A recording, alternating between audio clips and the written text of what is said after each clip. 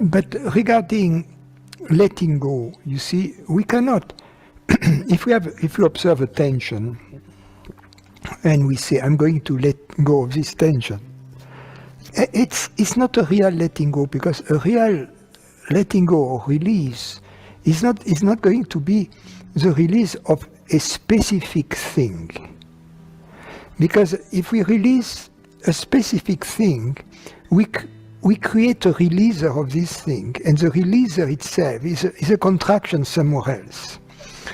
So that's why it's a very tricky thing about releasing or relaxing or surrendering, because it is an all or nothing type. You see, either we surrender everything or we surrender nothing. We have to understand that. And so this universal or total surrender seems to be hard to achieve. But in fact, it is very simple, because all that it requires is the will to surrender completely. And the moment we have this will to surrender completely, we are surrendered. You see, the tricky thing is to remain surrendered. But we shouldn't have any doubts. We should understand that this will to surrender comes from our true nature, and therefore, the moment we will it, our willing it is our doing it. It may not look or feel like what we, in our imagination, surrender should look like. Because in our imagination it may look like God appearing on top of the mountain all of a sudden and saying, "Hi, I'm here." No, it's not the way it looks. It looks like what it looks like and what it feels like when we have this unequivocal decision to surrender now. You know, at that moment we have to know it's this option has been chosen, and it is going to remain in effect up until we choose to remove it.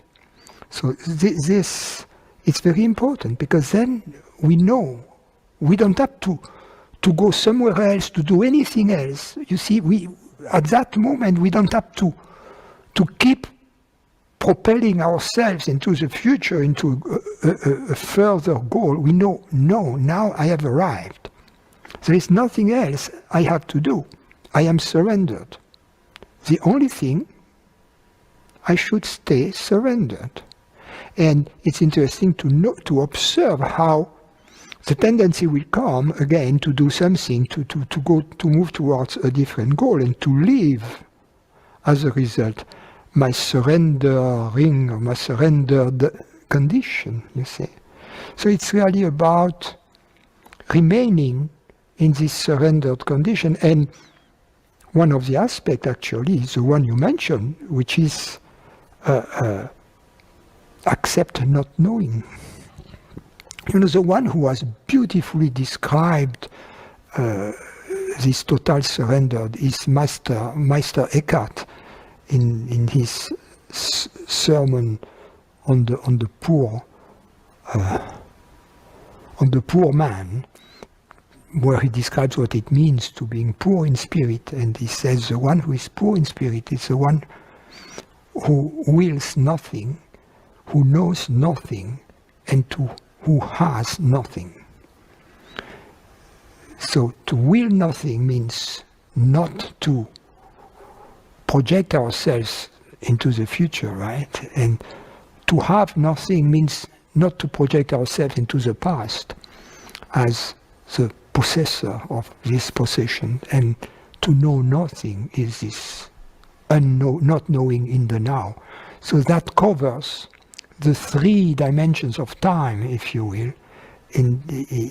So that in this way, this surrender, or this being poor in spirit, can be universal.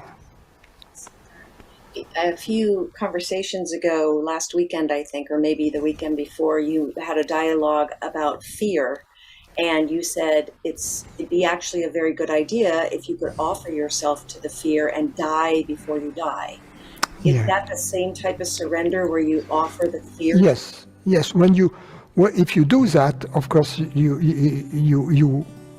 you perform the triple surrender. You know, it's a surrender of dying, because when you die, you leave everything you will, everything you know, and everything you have, right? So it is dying before dying.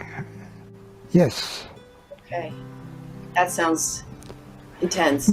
Yes, but it sounds complicated and difficult until you understand what I've just said, that in fact it's extremely simple, because in the now it's not difficult, you see? And then the only question is to stick to it.